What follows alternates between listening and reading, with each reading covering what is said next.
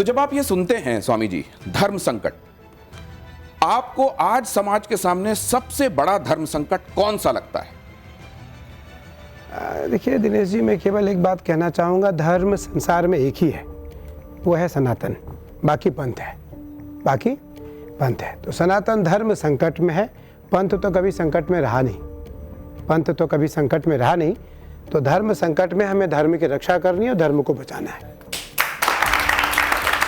तो ये जो धर्म को बचाना है जब आप कह रहे हैं, और ये कहा जाता है शास्त्र में कि धर्मो रक्षति रक्षतः, अब ये किसकी कितनी रिस्पॉन्सिबिलिटी है? धर्म की कितनी रिस्पॉन्सिबिलिटी है कि वो अपने मानने वालों की रक्षा करे, और मानने वालों की कितनी बड़ी जिम्मेदारी है कि वो धर्म को बचा कर चलें? और धर्म में जब ये कहते हैं कि वो धर्म जो हमेशा परिवर्तन के लिए, सकारात्मक परिवर्तन और सकारात्मक चीज़ों के लिए खुद को खोल कर रखता है, वही धर्म असल में धर्म है और यही सनातन की विशेषता रही है। तो फिर सैक्रोसेंट जो कहते हैं कि इन चीज़ों को सैक्रोसेंट रहना चाहिए, इन चीज़ों को कभी बदलना नहीं चाहिए, वो सैक्रोसेंट क्या खतरे में आती हैं चीज़ें जब बदलाव के लिए हम दरवाजे खोलते हैं? देखिए, जब हम बदलाव की बात करते हैं तो हमें एक चीज़ों का ध्यान जरूर रखना पड़ता है। हम कितने भी सारे शास्त्र को उठाएं, सारे शास्त्र में एक ही बात आता है कि संसार में सबसे बुद्धिजीवी प्राणी अगर कोई है तो वो मानव है। मानव है। मानव को इस बात का ज्ञान है, हमें क्या खाना चाहिए, क्या बोलना चाहिए, किसके साथ कैसा व्यवहार करना चाहिए, किस धर्म को, किस पंथ को, किस परंपरा को, किस नीति से, किस दृष्टि से देखनी चाहिए। तो हर धर्म के लिए, हर धर्म के जो धर्मानुरागी हैं उसके लिए अपना धर्म सर्वोपरि है। तो हर धर्म के जो अनुरागी हैं उनके लिए अपना धर्म सर्वोपरि है, लेकिन धर्म तो सिर्फ सनातन है, बाकी सब पंथ हैं। बहुत सारी बातें ऐसी हैं जिनके बीच का फाइन लाइन है, डिमार्केशन का, बहुत बारीक रेखा, उसको समझने की जरूरत है। समझने में और ज्यादा मदद के लिए हमारे साथ जो विशिष्ट अतिथि हैं उनकी तरफ भी आपको ले चलता हूं। राहुल देव जी कई महत्वपूर्ण समाचार प्लेटफॉर्म्स में आप जानते हैं वरिष्ठ संपादक के तौर पर आपने उनको देखा है, उनकी टिप्पणियों को देखा है। अवधेश जी को लगातार आप सुनते हैं, पढ़ते हैं स्तंभकार के रूप में, टिप्पणीकार के रूप में, और आप जानते हैं कि विवेक श्रीवास्तव उनका एक अपना नजरिया रहता है। अब वो आप उसको एक थर्ड आई कहेंगे, थर्ड एम्पायर कहेंगे, ये क्या कहेंगे वो आप फैसला कीजिएगा। समीर चौगावकर साहब ये वरिष्ठ पत्रकार हैं और मुद्दों को थ्रेडबेयर समझने में हमारी मदद करेंगे। अभी तक जो बातें कही गई, अब मैं आपकी दाईं तरफ जरा आता हूं। राहुल जी, आपने ये सुना कि धर्म तो एक ही है, वो है सनातन, बाकी सब पंथ हैं, और ये भी आपने देखा कि संकट तो यही है कि किस तरीके से धर्म की रक्षा करते हुए हमको आगे बढ़ना है। ये धर्मो रक्षति रक्षतः, धर्म कितना और मानने वाले उसकी रक्षा करने के लिए कितने, इसको जरा समझाएंगे आप? देखिए, बहुत बड़ा और जटिल विषय है, और आजकल धर्म शब्द का, सनातन शब्द का, हिंदू शब्द का, इनकी जो व्याख्याएं और निर्वचन हो रहे हैं और जो आख्यान बनाए जा रहे हैं वो मेरे लिए बहुत धर्म संकट में डालने वाले हैं, क्योंकि मेरी समझ से, मैं छोटा मोटा विद्यार्थी हूँ धर्म का, ये धर्म नहीं है और न वो सनातन है जिनकी बातें आजकल की जा रही है। सनातन को संकट कैसे हो सकता है? जो सनातन है वो सार्वभौमिक है और सार्वकालिक है, वो अनित्य है, नित्य है वो। तो जो इस सृष्टि का मूल कारण है, जिसके कारण ये सृष्टि चल रही है, वो संकट पे कैसे हो सकता है? पहली बात। और सनातन कहते किसको हैं? हमारे शास्त्रों में ही सनातन किस रूप में इस्तेमाल किया गया है, पहले इसको भी देखना पड़ेगा। ये जो आप कह रहे हैं कि सनातन को संकट नहीं हो सकता, जो तो शुरू से है और आखिर तक रहने वाला है, जो सार्वभौमिक है, उसको संकट कैसे होगा? क्या इसी सोच ने सनातन को बहुत डेंट लगाने का, हम क्या निश्चिंत हो गए इस सोच के आश्रय और इसीलिए सनातन को समस्या हुई? अवधेश जी से जरा ये बात ले लेता हूं मैं। नहीं, देखिए, इस समय हमारे देश में राहुल जी भी हैं, हमारे बड़े भाई की तरह बुद्धिजीवियों का एक वर्ग है जिनको लगता है कि मतलब हमारा उदारवाद इसी में है कि हम उदार दिखते रहें और उदार दिखना भी चाहिए। लेकिन जब 10-10 हजार लोग एक साधारण वाक्य पर FIR दर्ज होने के बाद सिर तन से जुदा के नारा लगा के निकल रहे हैं जगह जगह, और जब शोभा यात्राओं पर, रामनवमी की यात्राओं पर, हनुमान जयंती पर, हिंदू धर्म के प्रथम दिवस पर या प्रतिमा विसर्जन पर हमले हो रहे हो, चारों तरफ पत्थर चल रहे हो, गोलियां चल रही कॉन्स्टिट्यूशन है उसके लिए। और आपका देश इस आधार पर बटा हो, और जहां बटा हो वहां अगर हिंदू धर्म क्या रहा हो। अभी सुनिए, एक शक्ति पीठों का एक सम्मेलन सर, एक इनिशियल रिमार्क ले रहा हूं, इसलिए राहुल सर को भी मैंने बीच में अंतिम लाइन रोका। है। आप अपनी पूरी बात कहिएगा। ये कह रहे हैं कॉन्स्टिट्यूशन नहीं है। नहीं मैं ये जानना, आपने बीच में कॉन्स्टिट्यूशन बोला, ये महत्वपूर्ण बात है। नहीं, अब यहाँ जाना पड़ेगा मुझको आचार्य जी के पास। स्वामी जी, क्या सनातन धर्म में और कॉन्स्टिट्यूशन में क्या विरोधाभास है क्या? क्योंकि वो लोग जो कहीं पर ये कहा जाता है कि सनातन के खिलाफ खड़े हुए हैं, वो कॉन्स्टिट्यूशन की कॉपीज हाथ में लेकर चलते हैं। दिनेश जी, सनातन धर्म ने कभी संविधान को अपने हाथ में लिया ही नहीं। मैं आपको, देखिए, मेरा डिबेट का विषय इसलिए नहीं है क्योंकि मैं धर्म का विषय छात्र हूँ और उपासना का साधु हूँ। उपासना मेरा विषय है। हमारे सनातन धर्म ने कभी संविधान को अपने हाथ में नहीं लिया, कभी संविधान को अपने हाथों में नहीं लिया। हमने संविधान को धर्म जैसा ही स्थान दिया है। हमने संविधान को धर्म जैसा ही स्थान दिया है। धर्मो रक्षति रक्षितः, धर्म की रक्षा करने वाला धर्म से रक्षित होता है, संविधान की रक्षा करने वाला संविधान से रक्षित होता है। ये न त्वया धार मुकुंद बाल तदहम मनसा स्मरामि, यह स्कंद पुराण का श्लोक है। भगवान श्री कृष्ण कहते हैं, मैं सदैव धर्म का पालन करने वाला प्राणी हूँ, हम उनके अनुयायी हैं। महादेव कहते हैं, धर्मः विलंबित मयाः, मैं धर्म का पालन करने में एक क्षण मात्र भी विलंब नहीं करता हूँ। तो मुझे क्या लगता है कि संविधान को लिखने वाले भी सभी धर्म प्राणी सरस्वती के वरद पुत्र थे। हमारे यहाँ सरस्वती को एक मूल स्थान और प्रथम स्थान दिया गया है, इसीलिए धर्म को मानने वाले जो प्राणी हैं वो कभी संविधान को अपने हाथों में नहीं लेते। फिर ये कॉन्स्टिट्यूशन की बात आपने क्यों की? और ये जब कॉन्स्टिट्यूशन में राम दरबार आपको दिखाई देता है जी, तो क्या आता है आपके दिमाग में विवेक जी? नहीं, राम दरबार के अलावा और भी बहुत सारे चिन्ह हैं कॉन्स्टिट्यूशन में और बहुत सारी फोटो हैं, वो एक अकेली फोटो नहीं है। ये तो पहला मिसकंसेप्शन लोगों के माइंड से दूर करना चाहिए। देश सिर्फ हिंदुओं का नहीं है, सबका है, इसमें अनेकों धर्म संप्रदाय हैं। कॉन्स्टिट्यूशन वो गाइडलाइन है जिसके हिसाब से सब लोग अपना अपना धर्म व्यक्तिगत जीवन में पालन करें और शांति के साथ। नहीं तो इसमें कंफ्यूजन किसको है? कंफ्यूजन ये है कि मेरा पहला प्रश्न आपसे ये है, आपका एक स्टेटमेंट है कि असदुद्दीन ओवैसी को प्रधानमंत्री से डरना चाहिए, ये एक इंटरैक्शन में आपने कहा, और आपने कहा डरना भी चाहिए, और डरना इसलिए चाहिए क्योंकि नरेंद्र मोदी प्राइम मिनिस्टर हैं। तो अब ये मेरा ये सवाल है कि कहीं ना कहीं मेरी ये एक निराशा भी है, मेरी एक कंप्लेन भी समझिए कि धर्म गुरु, आपने बहुत अच्छा बोला कि मैं धर्म का नहीं विवेक जी, मुझको एक चीज लगती है। एक सेकंड सर, आप जो कह रहे हैं ना बहुत अच्छी बात कह रहे हैं सर। एक बात मैं आपको बीच में इसलिए रोक रहा हूँ क्योंकि मैं भी इसी देश का रहने वाला हूं जी। एक बात मेरे भी दिमाग में आती है कि जिस तरीके से वो 15 मिनट याद दिलाते हैं, नहीं, पौने 10 बज गए, 10 बजने में 15 मिनट बाकी हैं, अब 10 बजने वाले हैं, ये 15 मिनट जिस तरीके से वो याद दिलाते हैं, कभी देने के लिए वो है ना। नहीं, मैं सिर्फ आपसे पूछ रहा हूं कि ये बात भी आप दिमाग में रख के चलते हैं। आपने केस किया है? मैं आपसे असदुद्दीन ओवैसी ने केस किया है? आपने केस किया है क्या? असदुद्दीन ओवैसी ने केस नहीं किया ना? को लेकर केस किया है? एक मिनट, मैं सिर्फ ये जानना चाहता हूं, सुनिए, अब आप मेरी कि बात, प्रधानमंत्री से डरना चाहिए, आपने केस किया है क्या इस बात को? नहीं, आप सुन लीजिए एक मिनट पहले, मेरा प्रश्न है उसका उत्तर उनको देने दीजिए, गरिमा और बढ़ेगी। मैं तो सिर्फ सप्लीमेंट कर रहा हूं। प्रश्न नहीं होंगे तो धर्म गुरु का ज्ञान आगे नहीं बढ़ेगा। अरे आप भी धर्म संकट में होंगे तो आपको यहाँ से व्यवस्था मिल जाएगी। हाँ, तो मुझे लेकिन ये वाली बात भी दिमाग में रखिएगा। बिल्कुल दिमाग में है। मेरा प्रश्न ये है, ये देश सबका है, ये एक डेमोक्रेसी है, प्रजातंत्र है, राजतंत्र नहीं है, ठीक? इसके अंदर चाहे प्राइम मिनिस्टर हो या प्रेसिडेंट हो या कोई भी हो, हम सारे एक बराबर हैं। हम में कोई ऊपर या नीचे नहीं है, डर की भावना नहीं है। लेकिन आपने अपने स्टेटमेंट में कहा कि असदुद्दीन ओवैसी को डरना चाहिए नरेंद्र मोदी से क्योंकि आखिरकार वो प्राइम मिनिस्टर हैं। ये आपने क्यों कहा? ठीक है, इसका सवाल का जवाब लेता हूं समीर चौगांवकर साहब। नहीं, आप उनको नहीं, मैं ये ले रहा हूं, ये सवाल वो जवाब देंगे, लेकिन उससे पहले समीर चौगांवकर साहब, कहीं ऐसा तो नहीं है कि अगर इन टोटलिटी 360 डिग्री किसी चीज को देखना शुरू किया जाता है तो असल में वो अन्याय हो जाता है?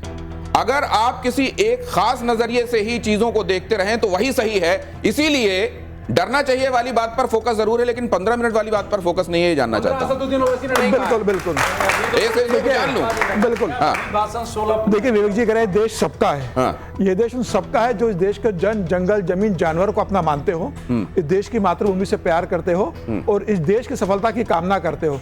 जो लोग इस देश में रहते हैं और इस देश के खिलाफ साजिश करते हैं या जो साजिशकर्ता जो बाहर से आक्रमणकारी आते हैं उनका सहयोग करते हैं, मुझे लग रहा है उन्हें अपना ये देश कहने का हक नहीं है। और ओवैसी तरीके के लोग जिस तरीके की भाषा का इस्तेमाल करते हैं, जिस तरीके से वो बताने की कोशिश करते हैं कि हिंदू धर्म के खिलाफ, और अभी तो उन्होंने हैदराबाद में एक बयान दिया था कि रजाकार सेना का बनाने का वक्त आ गया है, 15 मिनट की वो बात करते हैं। जिस तरीके से ओवैसी देश के मुसलमानों को भड़काने का काम कर रहे हैं और अभी जिस तरीके से लगातार मैं चाहूंगा जरा, क्योंकि ओवैसी प्रसंग छिड़ा है तो ओवैसी वाली एक बाइट जरूर तैयार रखिएगा, लेकिन मैं आपको थोड़ा कष्ट देता हूं, आप यहां पर आएंगे प्लीज।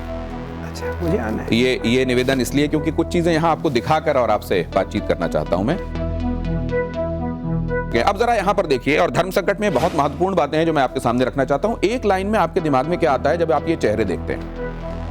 अब ये अमेरिका के नए राष्ट्रपति होने वाले हैं, चीजें सकारात्मक रूप से बदलती दिखाई देती हैं आपको विश्व में? सबसे महत्वपूर्ण देश के महत्वपूर्ण व्यक्ति ये बने हैं। मुझे लगता है, लोगों को लगता है कि सकारात्मक दिख रहा है, पर मेरा भाव ऐसा नहीं है। मेरा भाव ऐसा नहीं है क्योंकि इनके अंतःकरण में जो मौलिक धर्म है उसमें परिवर्तन नहीं आ सकता है। लेकिन कंपैरेटिवली अगर तुलनात्मक रूप से आप देखें तो स्थितियां बेहतर हैं क्या? हाँ, पीछे से वर्तमान में अच्छे होंगे। अच्छा, अगला चेहरा दिखाइए, बहुत जल्दी दिखाइए क्योंकि वक्त भी कम है। क्या विचार आचार्य जी के हैं जब ये चेहरा वो देखते हैं? बिना पक्ष लिए अहिल्याबाई होलकर के बाद देखिए, मैं तो धर्म का आचार्य हूँ, परंपरा का भी आचार्य हूँ और समाज का भी पोषण ठीक है करने का प्रयास करता हूँ। घरों घरों में जाकर के बिना याचना उनको जो कुछ दिया जा सकता है वो देने का प्रयास करता हूँ। इनके द्वारा निसंदेह धर्म को बल मिला है, परंपरा को बल मिला है। धर्म और परंपराओं को बल मिला है। अहिल्याबाई होलकर के बाद धर्म के लिए सबसे बड़ा काम करने वाले, ये जब आपके सामने होते हैं तो क्या आता है दिमाग में? मैं फिर कह रहा हूँ, आपने मुझे राजनीति विषय पर डाल दिया। जी मोदी जी जो लिखा है ऊपर धर्म संकट, आप जब ये देखते हैं स्वामी जी जब, क्योंकि ये धर्माचार्य ही ये तय करते रहे हैं कि राज शासन कैसा होना चाहिए और राज सत्ता में कौन होना चाहिए। आप जानते हैं इस देश की व्यवस्था ऐसी रही है। आप जब ये चेहरे देखते हैं तो आपके दिमाग में क्या क्या आता है, ये समझना आम जनता के लिए बहुत जरूरी है। इसलिए भी मैं जानना चाहूंगा। मैं इतना कहना चाहूंगा कि यह जो परिवार है, इन्होंने बहुत समय तक इस भारत पर राज किया है। सनातन धर्म से, परंपरा से, मौलिक सिद्धांतों से जुड़ करके राष्ट्र की रक्षा के लिए, परंपरा की रक्षा के लिए इनको नेतृत्व करना चाहिए। और इन्हें इस बात का, जैसे एक बार की बात आई, मैं तो नहीं बोलूंगा यहाँ, इसलिए नहीं बोलूंगा, मेरा विषय नहीं है, ये इनका विषय है, क्योंकि चारों बोलेंगे। अगला लाइए जरा इसमें, ये देखिए, ये अगला चेहरा आपके सामने, योगी आदित्यनाथ। योगी आदित्यनाथ, क्योंकि मैं आपको बता रहा हूँ, ये पदे न आचार्य पद पर, शंकराचार्य पद पर नहीं है, इसलिए राजनीतिक करने का अधिकार इन्हें है, मौलिक अधिकार है। अगर ये आचार्य पद पर, जैसे मैं आचार्य हूँ, मुझे अगर कोई कहे कि आप राजनीतिक कोई पद लो, संभव नहीं है, मुझे एक पद का त्याग करना पड़ेगा। अगला बहुत जल्दी से दिखाइए क्योंकि वक्त कम, आप ये बहुत फौरन बदलिए प्लीज। आचार्य के विचार इनके विषय में देखिए क्या है, ये सब के सब दिमाग वाले प्राणी हैं, इनके चक्कर में महात्मा को नहीं फंसना चाहिए। अच्छा, अगली तस्वीर पर जाते हैं। इनके विषय में आपका क्या कहना है? हिंदू हृदय सम्राट है। देखिए, इन्होंने महाराष्ट्र के लिए और महाराष्ट्र में हिंदुत्व की रक्षा के लिए, परंपरा की रक्षा के लिए, सनातन की रक्षा के लिए काम किया। उसके लिए बधाई है, उसके लिए इनको बधाई देनी चाहिए। अब अगला चेहरा जरा जल्दी से वो भी लाइए। इनके संदर्भ में आपके क्या विचार? परिवर्तन आया, इनको बदलना नहीं चाहिए। इन्होंने अपने विवेक को बदला, विवेक को बदला। तो इनके ऊपर प्रकृति का नियम परिवर्तन शाश्वत है, वो लागू है या ये परिवर्तन नहीं होना चाहिए? धर्म नीति है। राहुल जी बहुत विद्वान है, राहुल जी मुस्कुरा रहे हैं। राहुल जी, क्योंकि समझ रहे हैं, ये राजनीति चल रही है। अच्छा, अगली तस्वीर की तरफ ले चलता हूं। अगली तस्वीर इनकी है।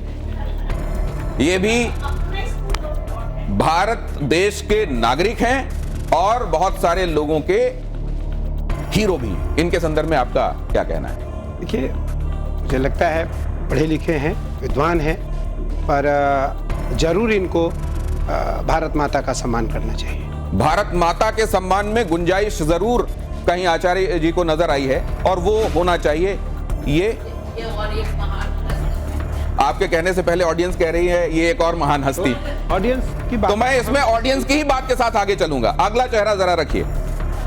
ये आचार्य जी, शंकराचार्य अभिमुक्तेश्वर आनंद जी के संदर्भ में जब आप इनको देखते हैं तो पहली चीज आपके दिमाग में क्या आती है? देखिए, शंकराचार्य हैं। शंकराचार्य और आचार्य का काम है धर्म की रक्षा के लिए भारतीय परंपराओं में भ्रमण करना, गांव-गांव जाकर के अपने धर्म और अपनी परंपरा और अपने उद्देश्य की रक्षा के लिए लोगों को मोटिवेट करना, और जहां तक हो सके हमें 5 प्रकार की शिक्षा दीक्षा उन्हें देनी चाहिए। आप आइए अपनी गद्दी पर वापस। आपके पास ये समझने के लिए आना चाह रहा हूं कि सनातन जो अनादि अनंत जिसको कहा जाता है वो संकट में कैसे आ सकता है? दिनेश जी, वो संकट में मुझे जो लगता है, अगर हम धर्म और परंपरा को देखें तो हमें ऐसा प्रतीत होता है कि सबसे पहले तो वो मेरे द्वारा ही संकट में आया। जो धर्म परिवर्तन है, हमारे कृष्ण, मैं यह बात इसलिए कह रहा हूँ, हमारे कृष्ण भगवान श्री कृष्ण ने कहा स्वधर्मे निधनम श्रेयः परधर्मो भयावह।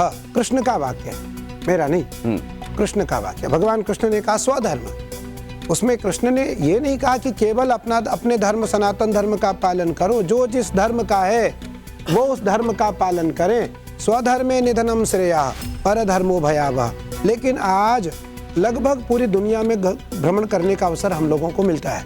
आचार्य पद पर होने के नाते जो जिस प्रकार से आज परिवर्तन किया जा रहा है, छोटे परिवारों को और बुद्धिजीवी परिवारों को मोटिवेशन करके, मुझे लगता है उसके कारण धर्म संकट में है।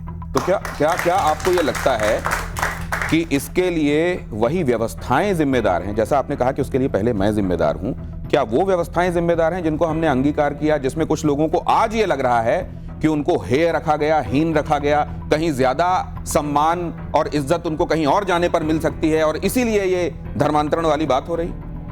मैं इसी का जो दूसरी पंक्ति है श्लोक का, निधनम श्रेयः परधर्मो भयावह। दूसरे धर्म में जाने से यश मिलने के बाद भी भय रहेगा। जिस प्रकार कोई कवच पहनता है या ब्लड प्रूफ जैकेट पहन ले, तो ब्लड प्रूफ जैकेट पहन के वो कितने देर रह सकता है, उसको उतारना पड़ेगा। जिस दिन वो उतारेगा, जिस समय वो उतारेगा, उस समय उसे गोली का भय होगा। इसलिए जैकेट हमारे पास धर्म का हो।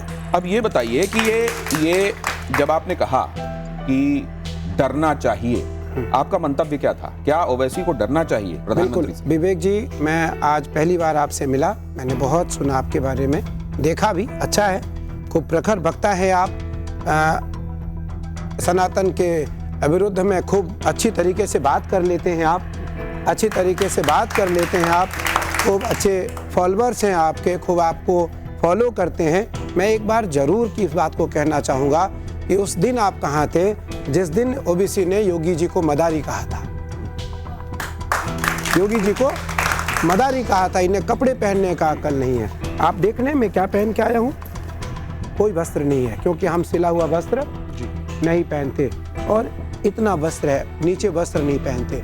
हमारे टहनी से नीचे वस्त्र ना आए, हमारी परंपरा है। अब हमें कोई कह दे कि मैं भिखारी हूँ, मेरे पास वस्त्र नहीं है, नहीं। पहले हमारी मौलिक सिद्धांतों का अध्ययन आपको करना पड़ेगा कि साधु संतों का मौलिक अधिकार क्या है, एक। दूसरा, ओबीसी से मेरा कभी कोई संबंध नहीं है, मैं कभी उससे मिला नहीं, मिलना भी नहीं चाहता। मेरा भी नहीं है। ठीक है, हो सकता है आप कभी गुप्त मिले हो। नहीं अच्छा, तो खुले मिलेंगे। अच्छा, ठीक है। तो विवेक जी, उस व्यक्ति ने सनातन को उतनी गालियां दिया जी, उतने अभद्र टिप्पणी किया, मुझे जो प्रतीत है जी, मुझे लगता है संसार में उतनी टिप्पणी, उतनी अभद्र गालियां संसार में किसी ने भी सनातनियों को नहीं दिया होगा। मुझे लगता है उस समय आपका एक पिटीशन कोर्ट में क्यों नहीं गया कि मैं भी इस भारत में रहता हूं, मैं भी इस भारत में रहता हूं। आपको भारत के लिए, देखिए भारत तो सबका है, तिरंगा के नीचे हमें झुकना है, धर्म सबका, पंथ सबका अलग अलग हो, झंडा तो हमारी एक है, हमें उस झंडे के नीचे सबको झुकना है। यहाँ आज जितनी ये श्रेष्ठ हमारी जनता बैठी हुई है, आप 4 के 4 सरस्वती भरत पुत्र बैठे हुए हैं, मैं धर्म के रूप में यहाँ आचार्य पद पर स्थापित एक आचार्य बैठा हूँ, ये देवर्षि नारद के रूप में मैं फिर आपको देखो, ये तालियां बजी, तालियां कभी नारद मुनि हो जाते हैं, समस्या हो जाती है मेरी। वो जब देवर्षि नारद कह रहे हैं वो भी नारद मुनि ही कह रहे थे, फिक्र मत कीजिए। नहीं, मैं आपको नारद जी की एक बात बता रहा हूँ। यहाँ जितनी आज हमारी माताएं बहनें, हमारी छोटी छोटी बहनें, हमारे बुजुर्ग बैठे हैं, विद्वान बैठे हैं, आप चारों, नारद का मैं एक शाब्दिक अर्थ इसलिए यहाँ बता देना चाहता हूँ कि नारद का जो भ्रम है वो दूर हो। नारद नारद नारद, जिसकी वाणी कभी रद्द ना हो, वो नारद है। नारद साधारण शब्द, नारद नारद, जिसकी वाणी रद्द न हो। और नारम ज्ञानम ददाति इति नारदः, जो हमारे जैसे, आप जैसे विद्वान को नहीं, हमारे जैसे मूर्ख को, हमारे जैसे सामान्य जनता को सत ज्ञान दे, वो नारद है, वो नारद है। नहीं, मेरा एक कहना है, मैं आपको 2 मिनट रोकूंगा सिर्फ। आपने योगी आदित्यनाथ जी की बात करी, नहीं, आपकी आज्ञा से ये चलानू, नहीं, आपकी बात पूरी होगी, आप ही की बात पूरी होगी। जरा ये देख लीजिए, उसके बाद अपनी बात कहिएगा। ये चलाइए जरा। अरे जिहाद तुम जानते नहीं, जिहाद अगर किसी ने किया ना फडणवीस, अल्लामा फजल हक खैराबादी ने अंग्रेजों के खिलाफ किया था जिहाद का फतवा देकर। जिहाद अगर किसी ने किया था इस देश को आजाद कराने के लिए तो मुरादाबाद के अल्लामा काफी ने दिया था। बुर्रे जिहाद, वोट जिहाद, धर्म युद्ध, लगता है फडणवीस तुम जरा थोड़ा दिमाग। वोट जिहाद करना पड़ेगा, ये तो हमने कई बार सुना। अब अगर उसको लेकर ये कहा गया कि फिर इसको काउंटर करने के लिए आपको धर्म युद्ध करना पड़ेगा, तो इस पर ये ओवैसी जी अपनी बात कह रहे थे। नहीं, मैं एक चीज पहले आप कह लीजिएगा जरा, अब ये प्रसंग हुआ है तो जरा इस पर टिप्पणी आ जाने दीजिए। देखिए, वोट हमारा मौलिक अधिकार है और हम वोट उसी को देंगे जो राष्ट्र का रक्षक होगा, जो राष्ट्र का रक्षक होगा। हम अपना मत का अधिकार उसी को देंगे जो धर्म का रक्षक नहीं, राष्ट्र का रक्षक होगा। धर्म का रक्षक अलग अलग हो सकते हैं, आप अलग धर्म के हो सकते हैं, मैं अलग धर्म का हो सकता हूं, आप अलग धर्म के हो सकते हैं, लेकिन राष्ट्र सबका है। जो राष्ट्र की रक्षा, राष्ट्र में सर्वोपरि कौन है? गंगा, गाय, मानवता, मौलिक सिद्धांत और राष्ट्रीय परंपरा, राष्ट्रीय ध्वज। इन 5 के प्रति जिसका समर्पण होगा वो वोट का अधिकारी है। देखिए, इससे ये जो कहा जा रहा है, इससे किसी का अहित नहीं होता, बल्कि इससे किसी का अगर होगा तो मंगल ही हो सकता है। लेकिन 2014 से पहले, 2014 के बाद और आगे सनातन आपको कैसा दिखाई देता है? देखिए, राहुल जी बहुत बड़े पत्रकार हैं, मैंने सुना है इनके बारे में, पर मैं एक बात बताना चाहूँगा कि आज जो हमारी चिंता का विषय है वो ये है बेटी रोटी और चोटी। बेटी रोटी और चोटी। आप हमें बताएं, जो जाति की बात आती है तो जाति तो हमारे यहाँ वेद की परंपरा है। एक मंत्र है, ब्राह्मणों से मुखम आसित बाहु राजन्या कृता उरु तदस्य जात वैदा। तो भगवान के अंग से ही चारों की उत्पत्ति है, ब्राह्मण, क्षत्रिय, वैश्य और शूद्र। हमारे यहाँ अलग नहीं माना गया इसको, हमने अलग इसको दिया ही नहीं कभी। शूद्र जो है वो भगवान के पैर है, भगवान के, हम सदैव भगवान की पैरों की पूजा करते हैं। लेकिन आज जो हमारी युवा पीढ़ी है उनमें आपको धर्म परिवर्तन होते हुए नहीं दिखाई पड़ रहा है? मैं उत्तर दूं जी। धर्म परिवर्तन मेरे हिसाब से एक आध्यात्मिक अपराध है, मैं उसके बहुत सख्त विरुद्ध हूँ। अच्छा है, नहीं तो बहुत अच्छा है। ठीक है, क्यों? लेकिन कुछ धर्मों में दूसरे लोगों को अज्ञानी और अंधकार में डूबा हुआ बताकर, समझकर, उनको ज्ञान और प्रकाश के उसमें लाने की कोशिश में धर्म परिवर्तन का एक प्रावधान किया गया है। मैं समझता हूँ कि यही अपने आप में एक अनाध्यात्मिक भाव और बात है, तो मैं इसका सख्त विरोधी हूँ। बिल्कुल ठीक है, अच्छा है। अच्छा है। तो दूसरी बात उसको एक अधिकार नहीं है? अरे मैंने कहा अधिकार है, जब संविधान आप उसको जस्टिस नहीं देंगे अपने संविधान समाज में, एक विवेक बी आर अम्बेडकर ने गलत किया था। विवेक, मैं आप कुछ कहूं? अम्बेडकर पे बोल दीजिए। आपने उत्तर दे दिया। उन्होंने क्यों हिंदू धर्म अरे छोड़ा? सुन तो लीजिए महाराज। नहीं, विवेक जी कह रहे हैं कि धर्म बदलने में सर कोई दिक्कत नहीं। कोई दिक्कत एक- नहीं है। तो आप कब बदलने वाले हैं? अरे एक मिनट, नहीं, हम तो मानते नहीं। आप मुझे बात बताइए, अरे विवेक श्रीवास्तव लिखते हैं आप। बी आर जवाब देने अम्बेडकर ने देंगे। जिसने कॉन्स्टिट्यूशन लिखा, जिसने सुनिए, जिसने अरे सुनिए सर, नहीं एक मिनट, जिसने एक मिनट 10 सेकंड राहुल जी के ले लूंगा। 10 सेकंड। मैं बोल रहा हूं। अम्बेडकर ने हिंदू धर्म त्यागा, बौद्ध धर्म अपनाया, क्योंकि उनका कहना था कि दलितों को इस धर्म के अंदर जस्टिस नहीं मिलेगा। आप कह रहे हैं कि कन्वर्जन नहीं करना चाहिए, वो आध्यात्मिक है नहीं। अब आप इस पे बोलिए।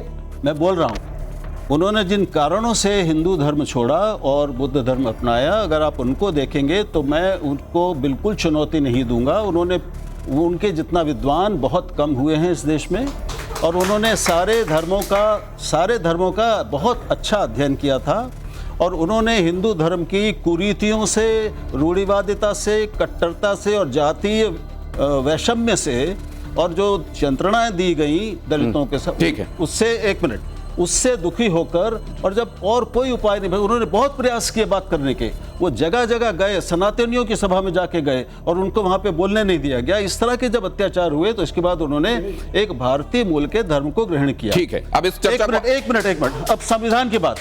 संविधान हमारा सभी धर्मों को अपने प्रचार और प्रसार की अनुमति देता है। धर्म परिवर्तन की अनुमति हमारे संविधान में नहीं है। अगर हो तो बता दीजिए। अपने प्रचार और प्रसार की अनुमति मिलता है, लेकिन धर्म परिवर्तन की अनुमति नहीं है। अब जरा वहां से ये अवधेश जी भी हाथ खड़ा कर रहे हैं, समीर सर के पास भी जाना है। बड़े महत्वपूर्ण मुद्दों पर कुछ चर्चाएं ऐसी जो कभी थमती नहीं है, जैसे राम मंदिर को लेकर भी चर्चाएं आज तक चलती हैं कि इतने महत्वपूर्ण मुद्दे पर सैकड़ों सालों का इंतजार जब समाप्त हो रहा था तो कम से कम सभी बड़े धर्माचार्यों को एक मत दिखाई देना चाहिए था। 370 को लेकर अभी तक बात थमी नहीं है। 370 को पुनर्जीवित करने की बातें होती हैं, उधर से कहा जाता है कि अब तो ये जमीन के अंदर चला गया, अब ये कभी आएगा नहीं। इस पर आपकी टिप्पणी क्या है? दिनेश जी, मैंने आपको पहली बार ही कहा कि अपने जो मत हैं, हमारे जो अपने विवेक हैं, राहुल जी ने अपनी बात अभी बताई, बहुत मुझे अच्छा लगा और थोड़ा खराब भी लगा कि सनातन की कुरीतियों के कारण लोग धर्म का परिवर्तन करते हैं। मैंने सनातन नहीं कहा, अभी कहा आपने, मैंने हिंदू धर्म कहा। हिंदू धर्म मतलब सनातन ना, दोनों अलग हैं स्वामी जी। मेरा मत है, बहुत विनम्रता से कह रहा हूँ, मेरी परिभाषा और समझ अलग है। राहुल जी, हिंदू का कोई धर्म नहीं है, हिंदू धर्म नहीं है। हिंदू का एकमात्र धर्म है सनातन। हिंदू का एक धर्म मात्र है सनातन। हिंदू का कोई अपना धर्म नहीं है। मैं आज आपको पहली बार आचार्य होने के नाते मैं आपको यह स्पष्ट कह देना चाहता हूँ, जो हिंदू राष्ट्र चाहते हैं वो, या जो हिंदू राष्ट्र की बात करते हैं, सनातन राष्ट्र था, सनातन राष्ट्र है और सनातन राष्ट्र ही रहेगा। हिंदू का कोई देखिए, हिंदू की एक परंपरा है। हिंदू कौन है? हमने कहा ब्राह्मण, क्षत्रिय, वैश्य और शूद्र, चारों हिंदू है। चारों हिंदू है। हिंदू के बाद कौन आया? सनातन के बाद कौन आया? बौद्ध। बौद्ध के बाद कौन आया? जैन। अवतार का वर्णन है हमारे भागवत में। मैं आपको जो भी कुछ कहूँगा मौखिक नहीं कहूँगा, शास्त्र से कहूँगा। मुझे लगता है सनातन से अधिक सरल कोई धर्म नहीं है, सनातन से अधिक सरल कोई प्राणी नहीं है। लेकिन आज जो दिनेश जी की वाक्य है कि जब राम जन्मभूमि की बात आई तो हमारे ही धर्म के बड़े धर्माचार्य आपस में बटे। क्यों बटे? वो किसी न किसी कारणवश मतांतर में जाकर के फंसते हैं। भगवान कृष्ण इसी बात पर जोर देते हैं कि अन्य धर्म जो है आप उसका भी सम्मान करो, जो वो लोग सम्मान करते हैं जो जिस धर्म के हैं। हम किसी धर्म की टिप्पणी करते हैं? कभी नहीं करते, ना कभी करेंगे। लेकिन सनातन से इतर ना कहीं जाएंगे, सनातन से इतर ना कहीं रहेंगे, सनातन से इतर ना किसी धर्म को स्वीकार करेंगे। लेकिन यहीं पे एक धर्म संकट है स्वामी जी। मेरा भी यही, अगर मान लीजिए अलग अलग तरह के विचार हैं किसी समाज में, कहते हैं समाज को इवॉल्व करने में, उसको और आगे ले जाने में वो अलग अलग तरह के विचार महत्वपूर्ण होते हैं। और वहीं ये भी माना जाता है कि बटेंगे तो कटेंगे। तो ये बटना कहाँ लागू है, कितना लागू है, ये किस संदर्भ में है? क्योंकि इसकी अलग अलग व्याख्याएं भी हो रही हैं। बटेंगे तो कटेंगे की चर्चा हर जगह है, और बटेंगे कटेंगे का इंटरप्रिटेशन भी, उसका तर्जुमानी भी अपने अपने हिसाब से हो रहा है। आपको क्या लगता है क्यों कहा गया है और क्या मंतव्य है? देखिए, क्योंकि मैं किसी राजनीतिक विषय पर कोई उत्तर नहीं देना चाहूँगा। मेरा एक विषय है कि सत्ता, भगवान कभी किसी गर्भ में माँ के गर्भ में नहीं आए, भगवान किसी स्त्री के गर्भ में कभी नहीं आए, एक बार आए। आपको विद्वान हैं आप चारों, एक बार भगवान कृष्ण एक स्त्री के गर्भ में गए परीक्षित को बचाने के लिए। बाकी भगवान प्रकट हुए, अयोध्या में भी प्रकट हुए, मथुरा में भी प्रकट हुए, भगवान ने जन्म नहीं लिया। मुझे क्या लगता है कि भगवान कौशल्या के गर्भ में नहीं गए थे? नहीं, भय प्रकट कृपाला दीन दयाला कौशल्या हितकारी। ये अवैज्ञानिक नहीं है। कैसी बात कर रहे हैं? ये अवैज्ञानिक नहीं है जो आप कह रहे हैं। अवैज्ञानिक है। अवैज्ञानिक नहीं, बिल्कुल नहीं अवैज्ञानिक। तो पुत्रकाम यज्ञ को भी आप अवैज्ञानिक कह देंगे? आप क्यों खीर को भी अवैज्ञानिक? दो ना। मैंने पूछा है कि ये अवैज्ञानिक है जो आप कह रहे हैं। मेरे हिसाब से बच्चा पैदा होता है, प्रकट कोई नहीं होता। आप कह रहे हैं प्रकट, लेकिन और मैं आपका आदर भी करता हूं, लेकिन अब आप इसमें कुछ बताइए ना हमें कि हम नहीं, लेकिन आप इसको आप लेके जा रहे हैं। मैं जिस तरफ जा रहा हूं उस डायरेक्शन से अलग पटरी में आप ट्रेन दौड़ा रहे हैं। मैं ये जानना चाह रहा हूं कि 370 राम मंदिर जैसी बातों पर पटाक्षेप कहीं पर होगा या इसको लेकर चीजें चलती रहेंगी? हम सभी राम मंदिर के समर्थक थे, समर्थक हैं, समर्थक रहेंगे। राम हमारे आराध्य थे, राम हमारे आराध्य हैं, राम हमारे आराध्य रहेंगे। रामो विग्रहवान धर्म। राहुल जी, एक समय पूरी सत्ता, पूरी पृथ्वी राम की थी। उस राम के समय में एक छोटी सी दृष्टांत में अपनी बात आपके सामने खत्म करूंगा। एक दिन राम के सामने मेरे जैसा कोई साधु मांगने के लिए गया, राम मुझे कुछ दो। राम ने कहा, मैं आज झंझन दरिद्र हूँ। दरिद्र नहीं, मैं झंझन दरिद्र हूँ। आज मेरे पास आपको देने के लिए कुछ भी नहीं है। क्या है आपके पास? तो राम ने कहा, वाल्मीकि रामायण का श्लोक है कि वैदेही च महाभाग सौमंगल्यावशेषिता। जिस प्रकार अगर आपसे आप कभी कुछ मुझसे मांगे तो मेरे पास इस रुद्राक्ष के सिवा देने के लिए कुछ नहीं है। राम ने यही बात कही उस सन्यासी से कि सीता के मंगल सूत्र के सिवा मेरे पास देने के लिए कुछ नहीं है। क्या हुआ? कहाँ गया सब? आप कहाँ गई आपकी संपत्ति? राम ने कहा, मैंने यज्ञ में सब सन्यासियों को, ब्राह्मणों को, याचकों को, गरीबों को दान दे दिया। लेकिन सन्यासी ने क्या कहा? आपने धर्म का त्याग नहीं किया। राम ने कहा, यही मेरी मर्यादा है। मैं अकिंचन हो जाऊंगा लेकिन मैं अपनी मर्यादा का खंडन नहीं करूंगा। उस कारण राम की सत्ता सार्वभौम हुई। राम की सत्ता। स्वामी जी, दिनेश जी, आपने माला का जिक्र किया तो एक बात मैं जानना चाहता हूं। समीर जी भी आपसे कुछ पूछने के लिए उद्यत हैं कि जब आप अंबानी के यहाँ शादी में गए तो आपने आशीर्वाद दिया और माला भी दी, एक विशेष माला। बहुत सारे लोग कहते हैं कि देखिए, अंबानी जी ने बुलाया तो तमाम बड़े बड़े धर्माचार्य उनके पास चले गए। ये उस इंटरव्यू में भी ये बात कही गई थी जिसका जिक्र आप करते हैं कि गरीब की कुटिया में हमारे जो बड़े धर्माचार्य हैं वो नहीं जाते। अरे नहीं, क्या बात कर रहे? पहली बार अमीर में गए, बाकी गरीब में ही जाते हैं। और मैं आपका ये मुझे लगता है भारत का सबसे अच्छे, ये जरा विजुअल भी प्ले कीजिए। जब स्वामी जी ये बात कह रहे हैं साइड में विजुअल प्ले कीजिए। मेरी बहन, भारत के सबसे अच्छे चैनल में आज हम पहली बार आए हैं। मैं पहली बार उस शादी में गया और बिना 1 रुपया दक्षिणा लिए वापस आया। अंबानी जी भी इस चैनल के माध्यम से मेरी बात सुन सकते हैं, मेरे बहुत प्रिय हैं अंबानी जी। मैं दोनों बच्चों को एक एक रुद्राक्ष की सुंदर माला बना करके भगवती को स्पर्श कराकर, महादेव को धारण कराकर दोनों बच्चों को मैं धारण करवाया। और कोई भी सन्यासी बिना 1 रुपया दक्षिणा लिए आया, हम लोगों ने कोई विदाई वहां से नहीं ली। इसलिए नहीं ली क्योंकि मैं वहां आशीर्वाद देने गया था, लेने नहीं गया था। पूंजीवाद को आशीर्वाद देने में क्या फायदा? समीर सर, बिजनेसमैन है, विवेक जी, पूंजीवाद है, जो टैक्स समीर जी और अमरेश जी प्लीज। नहीं, धर्म को ये तो मर्यादा रखनी विवेक जी प्लीज, विवेक जी प्लीज, समीर जी। दिनेश जी, विवेक जी जैसे लोग बार बार हिंदू धर्म पे इसलिए आक्रमण करते रहते हैं, इसलिए प्रश्न उठाते रहते हैं। बता रहा हूँ क्यों प्रश्न उठा रहे हैं, क्योंकि हिंदू धर्म बहुत सहज सरल है और बहुत धैर्यवान है, बहुत पैशन से। ये उस धर्म पर प्रश्न नहीं उठाएंगे जहाँ कहते हैं सर तन से जुदा, जहाँ नारायण की बात है वहां बात नहीं करेंगे। नहीं, ये बात मेरे समझ में नहीं आती कि सबको एक दूसरे के लिए समान भाव से उसकी भावनाओं को लेकर सेंसिटिव क्यों नहीं होना चाहिए। मैं ये जरा नुमानी साहब ने क्या कहा, जरा इसको प्ले कीजिए। ये जो आप एक तरफा, ये जो सेलेक्टिव है कि एक तरफ से तो उदात्त और बड़ा उदार हिसाब किताब रहे और दूसरी तरफ से संकीर्ण सोच चलती चली जाए और उसको गले लगाते रहे लोग, ये क्यों होना चाहिए? जरा देखिए यहाँ क्या कहा जा रहा है। मुझे मालूम है लोकसभा के इलेक्शन में आपके कुछ लोगों ने बीजेपी का साथ दिया था, ऐसे लोगों का हुक्का पानी बंद होना चाहिए, ऐसे लोगों का सोशल बाइकआउट होना चाहिए। मस्जिदों पर बुलडोजर चलाने वालों का तुम साथ दे रहे हो। कह दो कि हमारा नाम अब मुसलमानों का नाम नहीं है, हम आज से घनश्याम दास हैं।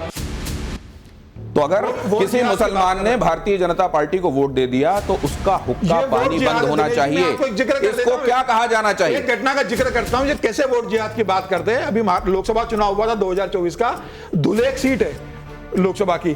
5 विधानसभा के अंदर भारतीय जनता पार्टी के उम्मीदवार 1,95,000 वोटों से आगे चल रहे थे, और उसके अंदर एक विधानसभा आती है मालेगांव सेंट्रल, उसी एक सीट पर 1,96,000 वोट एक तरफा कांग्रेस को चले गए। ये वोट जिहाद है और भारतीय जनता पार्टी का उम्मीदवार 3.5 वोटों से हार गया। नहीं, ये तो उससे भी व्यापक है, ये तो उससे भी व्यापक है कि अमुक पार्टी को अगर वोट दे दिया तो इनका सोशल युद्ध नहीं है। एक सेकंड, आप जब राम मंदिर पे वोट मांगते हैं तब वो वोट जिहाद नहीं। वो देखिए ऑडियंस क्या कह रही है। विवेक जी, आप हिंदू धर्म के सबसे बड़े दुश्मन है, ये कह दिया किसी का नहीं, लेकिन मुझको इधर चर्चा में आने दीजिए। मुझे मैं किसी का ये बात कही गई कि अगर किसी पार्टी को आप वोट देंगे, ये लोकतंत्र है, यहाँ आप अपने विवेक से फैसला लेते हैं। विवेक जी वाले विवेक से नहीं, अपने विवेक से फैसला लेते हैं। वैसे में ये कहा जाना कि हुक्का पानी बंद होना चाहिए और वो तो अपना नाम घनश्याम दास रख लें, इसको कैसे देखते हैं आप? मेरा एक केवल ये कहना है कि हमने कहा था 5 की रक्षा करने वाला राष्ट्र में वोट का अधिकारी है। वो कोई भी हो सकता है, वो कोई भी हो सकता है। जो इन 5 की रक्षा करेगा, संपूर्ण वोट का अधिकार उसे है। नहीं तो भैया आप भारत में रहने का अधिकारी नहीं हो। जो राष्ट्र को नहीं माने, ध्वज को नहीं माने, ध्वज को ना माने, मैं तो कहता नहीं मंदिर में आओ नमस्कार करो, मैं कभी नहीं कहता मुझे न बंधन करो, ना बंधन करो, मुझे गाली दो आप, आपकी गाली से मुझे कोई फर्क नहीं पड़ने वाला है, लेकिन धर्म को और राष्ट्र को गाली ना दो, राष्ट्र को गाली ना दो, ध्वज को गाली ना दो। मेरे ऐसे भी बयान सुने हैं कि मैं राष्ट्र के ध्वज के सामने नहीं झुकूंगा। फिर मैं अभी 5 दिन पहले लगभग 4 देशों का भ्रमण करके आया राहुल जी, और 4 देशों के राष्ट्राध्यक्षों से मिला। 4 के 4 मुस्लिम थे, 4 के 4 राष्ट्राध्यक्ष मुस्लिम थे। मैं उनसे मिलने गया कुंभ को लेकर के आमंत्रण देने। 4 ने क्या कहा, स्वामी जी मैं मुस्लिम हूँ, मेरे आने से कोई आपत्ति तो नहीं है। हमने कहा आप मुझे अंदर से बताओ क्या चाहते हो। बोले मैं मानता हूँ आपको। 4 की बात है, 4 का वाक्य है, और 4 उस देश के मालिक हैं। 4 ने कहा मैं आपको मानता हूँ। हमने क्यों मानते हो आप? बोले संसार में मैंने पहला एक साधु देखा है जो 35 वर्षों से महादेव की एक आसन से 22 घंटे साधना करता है। ये जरूर आपको देखना चाहिए। इसके करोड़ों करोड़ लोग इसको देख चुके हैं, और उस आसन में लगातार बैठे हुए महादेव का लगातार अभिषेक करते हुए स्वामी जी को जब लोग देखते हैं तो आश्चर्यचकित भी होते हैं। और उसके बाद जब स्वामी जी उठते हैं, क्योंकि इतनी देर तक लगातार बैठे रहने की वजह से पैर में आप जानते हैं राहुल जी ये वीडियो है, ये देखिए जरा, और ये 35 वर्षों से इस जीवन का है, इस जीवन का। देखिए ये मेरी आस्था है, इस पे आपको हाँ ये मेरा विषय है। और मैं महादेव, देखिए मेरा जन्म डिबेट के लिए नहीं हुआ, फिर मैं बता रहा हूँ, मेरा जीवन तो इसके लिए हुआ है। लेकिन अच्छा है मुझे आज यहाँ आना हुआ और आपसे मिलना हुआ। मुझे इन 4 राष्ट्राध्यक्षों ने अभी कहा, 4 देशों के मालिक ने, कि स्वामी जी मैं मुस्लिम से हूँ, आपको मानता हूँ। क्यों मानते हो आप? हम वहाँ 4 लोग थे, एक मैं, एक उस देश का वो मालिक और एक मेरा शिष्य, हम 4 लोग थे। 4 के बीच में 4 ने कहा कि स्वामी जी हम आपको मानते हैं। क्यों मानते हो आप? बोले आपके आने से हमारा देश का कल्याण हो सकता है, हमारा देश आबाद हो सकता है। स्वामी जी इस समय मतलब पूजा पाठ तो ध्यान करते ही हैं, लेकिन इस समय जो संकट है, ये लोग तो मानेंगे नहीं, इस समय सीधा संकट है कि इस्लाम ईसाइयत में नहीं है, कि इस्लाम एक ऐसा मजहब है जो विस्तारवाद में विश्वास कर रहा है। भारत के कट्टरपंथी मुसलमानों में, नॉर्मल मुसलमान दाल रोटी में रहता है, उन्होंने देश में एक वातावरण पैदा किया है जो आज़ादी के पहले था कि कांग्रेस हिंदुओं की पार्टी है, अगर हम रह गए यहाँ तो हिंदू, वही ठीक इस समय बीजेपी के बारे में हो रही है। और हम लिबरलिज्म में, ये Sajjad Nomani All India Personal Law Board के ये प्रवक्ता है, और ये भाषा बोल रहे हैं कि जो भी बीजेपी को वोट दे हुक्का पानी उसका बंद करो। किसी को अधिकार है, लेकिन अगर वोट को मजहब का विषय बना दिया जाता है अभी मुंबई में एक बैठक हमने देखी है कि वहां ये इमाम है, इमाम साहब बैठे हुए हैं, मौलवी साहब, मुल्ला साहब, वहां शिवसेना के एक नेता उद्धव ठाकरे के बीजेपी क्या हैं करती और वो बोल रहे हैं बीजेपी कि क्या हमने करती है? पिछले चुनाव में हर इमाम ने मस्जिदों से फतवा जारी किया और इस चुनाव में भी हम जारी कर रहे हैं। ये बजब्ता चारों तरफ चल रहा है। अब ये जो स्थिति देश में बना दी गई है, चाहे आपकी शोभा यात्राओं पर हमले होते हैं, गोली मार दिया ऊपर और नीचे आपका झंडा ये ऊपर। रिएक्शन है। सुनिए सुनिए, ये रिएक्शन अरे भाई, आप है। बीच में बहुत बोलते हैं, आप बहुत बोल रहे थे। नहीं, आप नहीं हिंदुओं का ऐसे बोलिए, डिबेट नहीं होता है। आप हिंदुओं का भी आप बोलिए। पूरे डिबेट को हाईजैक करेंगे। आप मुझे कम्युनल सवाल स्टेटमेंट करना। थोड़ी ना बोलेंगे I am आप। asking from him, आप You पूछ are रहे हो। raising a question on the minorities. Yes. आप मुसलमानों पे फिंगर उठा रहे हैं बिल्कुल, जो कर रहे क्योंकि वो हैं। आसान बनता है। नहीं वो उठाए। बीजेपी राम मंदिर के नाम पे वोट मांगते हुए क्रिमिनल नहीं है, तो दोनों के बारे में बोलिए फिर आप। इससे उलझूंगा, मेरा नहीं होगा। सुनिए, आप सुनिए, सारा ज्ञान आपके पास नहीं है। नहीं कह रहा। थोड़ा आप सा मैं उस इसको समय से शांत पूरे होने डिबेट देता को hijack कर हूँ, रहे हैं। थोड़ा सा इस टेम्परेचर को कम होने देता हूँ सुनिए, और मेरा स्वामी जी question- आपसे निवेदन करूंगा मैं। ना दिनेश जी, मेरा क्वेश्चन पूछ लेने दीजिए। मेरा क्वेश्चन उसमें यह है कि जो स्थिति बने उस समय, इस समय के जो देश के साधु संत हैं, इस समय जो देश पर, राष्ट्र पर संकट दिख रहा है, उनका क्या दायित्व है? इस समय क्या करना चाहिए उनको? आम हिंदू समाज को कैसे खड़ा होना चाहिए? कि बोले वोट का विषय नहीं, आज बीजेपी अवधेश जी जो कह रहे हैं उसके आपको सामने रख देता हूं। बांग्लादेश के मुद्दे पर भी बहुत दिनों तक लोगों ने ये उम्मीद की कि साधु संतों की तरफ से, बड़े धर्माचार्यों की तरफ से फौरन रिएक्शंस आने चाहिए। क्या आपको लगता है कई बार धर्माचार्यों की तरफ से भी प्रतिक्रियाएं, सही प्रतिक्रियाएं आने में विलंब होता है? बांग्लादेश इत्यादि पर जो विपदा आती है उसमें हम इसलिए वहाँ जा नहीं सकते, हम मार दिए जाएंगे, हमारी रक्षा नहीं होगी वहाँ। आज हमारे ही देश में, हमारे, वो तो बांग्लादेश है, मैं अपने देश की बात कर रहा हूँ, मैं नाम नहीं लूँगा। हम जब उन जगहों पर जाते हैं तो हमारी वहाँ कोई सुरक्षा की जिम्मेदारी नहीं लेता है, कोई नहीं लेता है। ना हमें वो कोई गार्ड देते हैं, ना हमें वो किसी प्रकार की कोई वहाँ सुविधा देते हैं। और हमें मालूम है कि वहाँ मारने के बाद भी वहाँ FIR भी नहीं लिखा जाएगा, FIR भी दर्ज नहीं होगा। वो तो बांग्लादेश है। मैं भी जाने वाला था बांग्लादेश, मुझे परमिशन नहीं दिया। अभी दो वर्ष पहले वहाँ एक कार्यक्रम था, उसमें जाना था मुझे। आज धर्म इसलिए संकट में है, इसलिए यह मुझे लगता है इस देश का सबसे बड़ा धर्म संकट का जो डिबेट दिनेश जी ने शुरू किया, ये उसी को लेकर के किया कि धर्म संकट में है, धर्म संकट में। और आपकी बात की ही पुनरावृत्ति हो रही है कि धर्म संकट में इसलिए है कि सामान्य और असामान्य दोनों में परिवर्तन आ रहा है, दोनों को विवेकशील तरीके से परिवर्तन किया जा रहा है। और जब, क्योंकि बहुआयात संख्या देश में किसकी थी? हिंदुओं की थी। बहुआयात लोग किसके थे? हिंदुओं के थे। आज अल्पसंख्यक कौन होने जा रहा है? हिंदू। और आज आने वाले 10 वर्षों में, 20 वर्षों में आप जरूर देखिएगा कि हिंदू अल्पसंख्यक हो जाएगा। राहुल जी की टिप्पणी तब तक मैं लेता हूं जब तक आपको ये समझाता हूं। राहुल सर अपनी बात प्लीज कहिए। सर इसमें आपको स्वामी जी हाँ या ना कहना है। इधर हाँ है और इधर नहीं, तब तो फिर बचा क्या जब मैं हाँ ना कह दूंगा। तो आपके लिए फिर एक और विकल्प मैं देता हूं कि आप जिसमें समझें कि इसमें हाँ ना के अलावा कोई स्थिति है, उसमें आप नीचे रख सकते हैं इसको। तो ये आपके लिए नहीं वाला है और ये आपके लिए हाँ वाला है। ये इसको आप ऐसे रख सकते हैं ताकि कैमरा देख ले कि आप क्या। राहुल जी को दे दीजिए। राहुल जी को दे दीजिए, ये मुझे मत दीजिए कहा जा रहा है। क्या मंदिरों को सनातन बोर्ड के हवाले कर देना चाहिए, हाँ या ना? देखिए क्या कहा आपने? मंदिरों को सनातन बोर्ड के हवाले कर देना चाहिए, हाँ या ना? सनातन बोर्ड के हवाले करना चाहिए, लेकिन मेरा फिर यहाँ एक प्रश्न है और मेरा संदेह है। सनातन बोर्ड के हवाले हो पर सरकार के हवाले नहीं। क्यों? इसलिए ये भी पूछ लीजिए क्यों चाहते हैं कि सब कुछ ब्राह्मणों, पंडितों और पुजारियों की जेब में जाए? ब्राह्मण की बात ही नहीं किया। अभी मैं हाँ या ना पे हूं सर, इसमें ज्यादा गुंजाइश नहीं है। अगला सवाल, ये आपने इसमें हाँ कहा या ना कहा है? प्रारूप क्या होगा? एक सेकंड, पैसा देश सर वो उस पर जाएंगे, वो डिटेल चर्चा है, प्लीज इसको हाँ ना में रहने दीजिए। सर इसमें आपने स्वामी जी हाँ कहा है कि ना कहा है?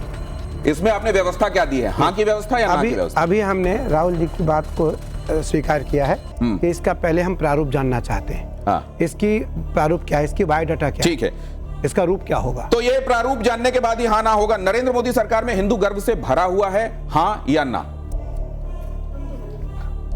नरेंद्र मोदी सरकार में हिंदू गर्व से भरा हुआ है। क्या जाति की राजनीति सनातन समाज के लिए अभिशाप है, हाँ या ना?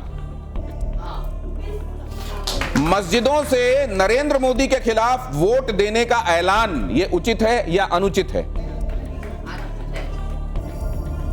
नहीं होना चाहिए तो नहीं, हाँ, और अगर होना चाहिए तो हाँ।